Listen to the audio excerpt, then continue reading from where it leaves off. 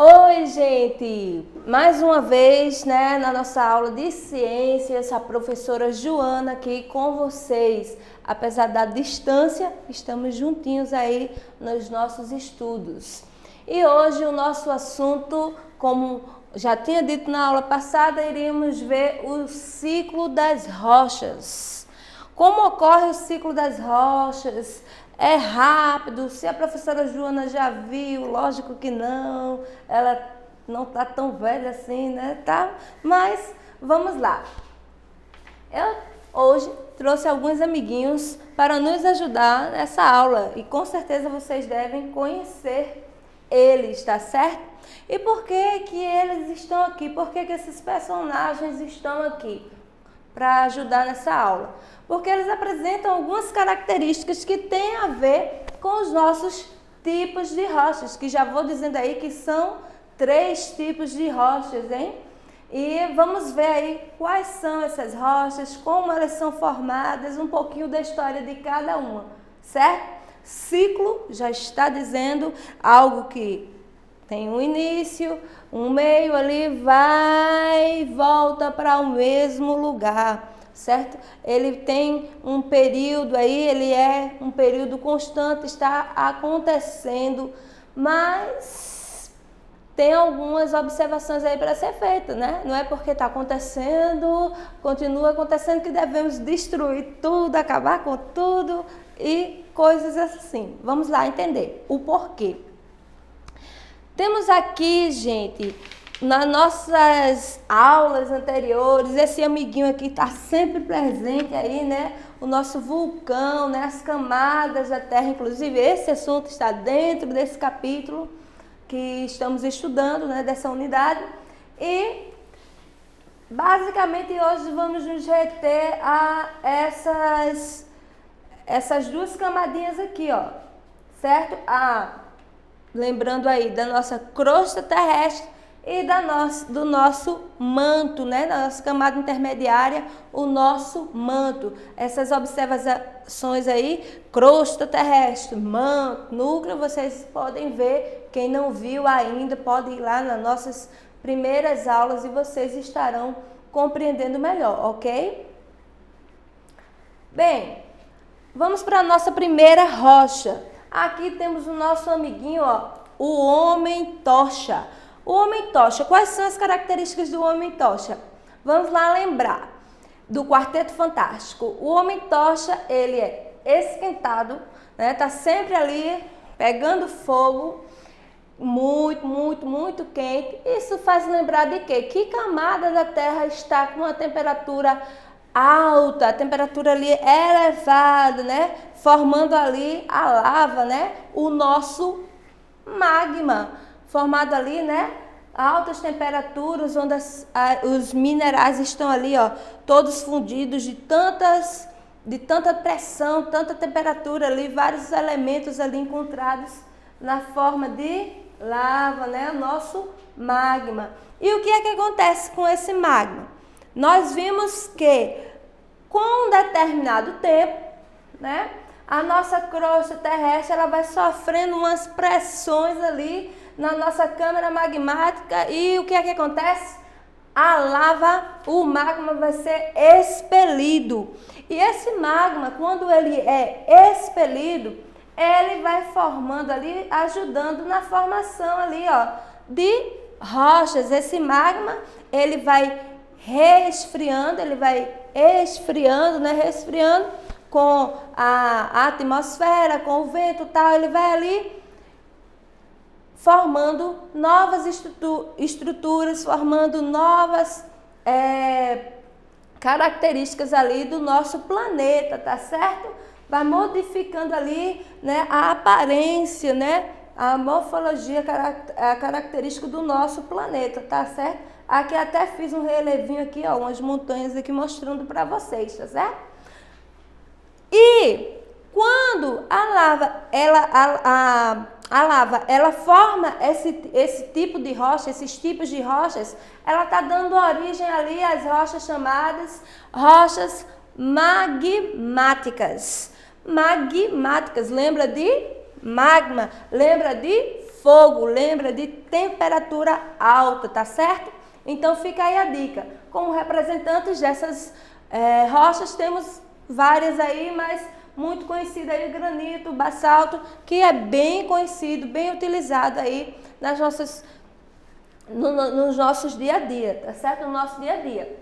Temos aí também, ó, depois que elas surgem, depois que há um afloramento, depois que essas rochas, elas já estão expostas aí, tanto na parte oceânica quanto na parte continental, ela vai sofrer várias ações físicas, químicas, né? E essas ações ali, ó, temos aí as principais ações que ocorrem aí nessas rochas: a meteorização e a erosão. Meteorização, sim, meteorização, o vento, a água forte ali sobre essas rochas vai fazendo o quê? Vai desgastando, vai tirando pedacinhos dessas rochas, né? Formando ali sedimentos dessas rochas que vai ser levado ali e depositado tanto na parte oceânica quanto na parte continental, certo? Quando vai ocorrendo essa deposição de sedimentos, a pressão exercida também sobre esses sedimentos vai ali solidificando e formando rochas. E que tipos de rochas são essas? Rochas sedimentares. E aqui eu vim com o nosso amiguinho aqui, ó, o nosso chamado Coisa, né? Que vocês também faz parte do Quarteto Fantástico. E ele é formado aqui, ó, vários sedimentos, vários pedacinhos ali de rochas, tá certo? Para lembrar aí das características das rochas sedimentares, tá certo? Elas também são chamadas de rochas estratificadas. Por quê, Joana? Porque vocês vão ver aí, olha, nelas, parecendo aquele bolo bem gostoso, várias camadinhas, tá certo? Vocês vão encontrar aí, geralmente, quando mostrar uma imagem, aí vocês forem olhar no Google ou até no livro de vocês, vocês irão perceber que essas rochas apresentam várias camadas, tá certo? Por que várias camadas? Porque essas rochas são formadas de vários tipos de sedimento, de vários tipos de rochas, tá certo? Os sedimentos dessas rochas, vários elementos, fragmentos de outras rochas, vão, com o passar do tempo, elas vão formando camadas. É lógico que não é de um dia para outro. Um monte de sedimento formou uma rocha. Não. Temos ali, ó, vários sedimentos com vários anos, ali formando camadinhas, camadinhas, camadinhas. Aí morre um peixe, morreu um dinossauro, morreu e foi formando ali também camadinhas de matéria orgânica, tá certo? Iremos encontrar dentre essas rochas aí, certo? Entre essas rochas, iremos encontrar, por exemplo, o carvão mineral, né? O petróleo também, tá ok? Que são utilizados como fonte de energia, assunto da nossa próxima aula. Eu, como sempre, deixando as dicas da próxima aula, né? Então, o carvão mineral, o petróleo, também são encontrados aí, ó, nas bacias sedimentares, tá? Juntinho ali das nossas rochas sedimentares. Por que, Joana, eles são encontrados? Eles são combustíveis fósseis, ou seja, tem origem dos fósseis. Aqueles indivíduozinhos ali, ó, que morreram, mas não foi totalmente ali destruído. Ainda encontramos ali também alguns fósseis, tá certo? Ali, ó, estão fossilizados. Ok, gente? Dentro dessas rochas sedimentares, nós não iremos encontrar apenas esses tipos de rochas aqui que encontramos, né? A magmática, a metamórfica, que já vou falar, formando essas rochas, não, tá? Nós também podemos encontrar ali indivíduos aqui dando origem, por exemplo, ao calcário. Aqueles indivíduos que possuem carapaças, tá certo? Os corais, por exemplo, as suas estruturazinhas ali eles vão, quando morrem, a sua estrutura também, ela vai ser compactada ali nessa pressão ali nos nossos oceanos, né? E vai dar origem ao calcário, por exemplo, um outro exemplo de rocha sedimentar, ok? Certo, mas estamos falando de ciclo de rocha. Vai parar aí na sedimentar? Lógico que não. Temos mais à frente um indivíduo aqui, ó, a senhora mística. O que é que acontece com a mística? Ela tem uma capacidade de transformar, né, de modificar. Ela faz uma metamorfose ali, né, uma transformação. Ela se transforma em outros indivíduos, né, em outros indivíduos. Ela vive mudando, né? É tipo aquela pessoa ali que quando sofre muita pressão, muda de personalidade. Eu acho que é por isso que ela nunca conquistou Wolverine, né? Mas não vamos falar de desenho animado. Vamos lá para as rochas metamórficas. Eu poderia também trazer como, por exemplo, no lugar da mística, uma linda borboleta para aquelas meninas bem românticas, tá? Poderia fazer uma linda borboleta ali. Por quê? Porque a borboleta sofre metamorfose. As rochas sofrem metamorfose. Elas passam pelo processo chamado de metamorfismo, tá certo? Elas vivem mudando, tá certo? As rochas aqui, ó, vamos pegar aqui um exemplo da rocha sedimentar. Ela sofreu um aumento de pressão, um aumento de temperatura e essa pressão, essa temperatura foi ali formando rochas como rochas ardósia, como o mármore aqui e até mesmo aquela linda riqueza, brilhante, sonho de toda mulher de usar no seu anel, um diamante, tá certo? Então aqui, ó, a mística, como sempre, metida, segurando o nosso diamante, tá certo? Essas rochas aqui, elas estão sempre mudando de forma, elas estão sempre modificando. Por quê? Porque ela pega características, outras rochas que sofreram um aumento de temperatura, uma forte pressão, pode transformar em uma rocha chamada de rocha metamórfica, tá certo? Mas, novamente, isso é um ciclo. Então, não vai parar na rocha metamórfica. Na maioria das vezes, fica essa ideia aí na mente. Não, quando chega na rocha metamórfica, acabou tudo, finalizou o ciclo. Não.